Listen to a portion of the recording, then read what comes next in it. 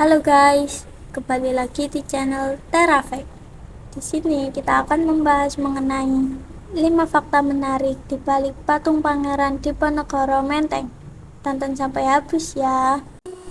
Tahukah kamu, di kawasan Menteng ada patung Pangeran Diponegoro yang gagah berdiri naik kuda. Berada di kawasan ternama Jakarta, tepatnya di seberang Taman Suropati, Taman Diponegoro merupakan taman tematik cantik berwarna-warni yang memiliki kolam biru dengan jalur pejalan kaki di bagian tengahnya. Taman ini memang tidak dirancang sebagai tempat untuk bersantai. Pasalnya, tidak ada tempat duduk yang disediakan untuk pengunjung. Berikut 5 fakta menarik di balik patung Pangeran Diponegoro Menteng. 1. Pemberian Duta Besar Italia. Cindy selaku guide pemandu mengatakan, patung tembaga karya Edi Sunarso ini merupakan pemberian dari Duta Besar Italia sebelum ia meninggalkan Indonesia dan kembali ke Italia sekitar tahun 1960-an. 2. Awalnya patung Kartini.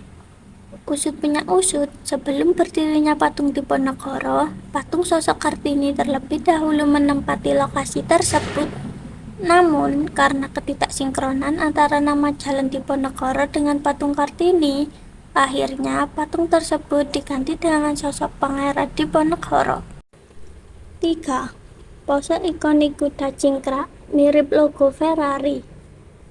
Patung Diponegoro dengan kudanya yang mengangkat kedua kaki depannya sering membuat warga teringat akan salah satu logo mobil ternama. Pose kuda ikonik itu membuat kita teringat akan logo Ferrari yang juga bergambarkan kuda cingkrak. 4. Pose kuda yang tidak selaras dengan kisah Diponegoro. Menurut penjelasan Cindy sebagai guide, patung pahlawan dengan kuda yang kedua kakinya terangkat memiliki makna bahwa pahlawan tersebut gugur ketika peperangan terjadi. Namun faktanya, menurut sejarah, Pangeran Diponegoro berhasil ditangkap oleh Belanda dan diasingkan ke Makassar hingga akhirnya meninggal di tempat pengasingannya di Benteng Rotterdam pada tahun 1855. Fakta sejarah tersebut menunjukkan bahwa Diponegoro tidak meninggal karena peperangan melawan Belanda. Sebenarnya ada yang salah sama patung ini. Biasanya patung ini digambarkan untuk seorang pahlawan yang meninggal di medan perang. Jadi, kudanya keangkat itu biasanya simbol pahlawan meninggal di medan perang, kata Cindy. Maka, filosofi kuda cingkrak yang bermakna pahlawan tersebut gugur di medan perang tidak berlaku pada patung Diponegoro di Menteng.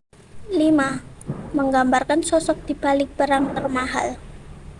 Perang Diponegoro yang terjadi pada tahun 1825 sampai 1835 merupakan perang termahal sepanjang masa penjajahan Belanda. Perang tersebut berhasil membuat Belanda menghabiskan 800 juta gulden. Meskipun hanya bersenjatakan tombak, Pangeran Diponegoro berhasil membuat Belanda kewalahan dengan strategi serangan sembunyi-sembunyi dan mendadak atau disebut dengan gerilya. Sekian, terima kasih. Jangan lupa like, share, dan subscribe ya.